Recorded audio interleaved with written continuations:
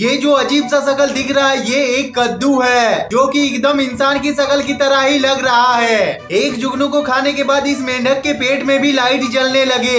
ये जो आप देख रहे हो यहाँ पे बिजली गिरने से ऐसा बन गया है। ये आधी पत्ती गोभी जब बहुत दिनों तक फ्रिज में पड़ा रहा तो कुछ ऐसा बन गया। भाई कोहरे में पवन चक्रिया कुछ ऐसा नजारा दिखाता है जो कि अमेजिंग है। भाई नेचर ने इस सुंदर से पानी के जहाज को भी अपने आगोश में ले लिया। लगता है ये एक दूसरे से इतना प्यार करता है कि एक दूसरे से जुदा नहीं होना चाहता। अंटार्कटिका में खाना कुछ इस तरह से खाना पड़ेगा, खाना निकालते ही खाना जम जाता है। कोई इसे देख के बता सकता है क्या ये चुकंदर के जूस का ऊपरी परत है? आप इस साइकिल की सीट पे तो जरा गौर करो, ये तो किसी जंगल जैसा लग रहा है।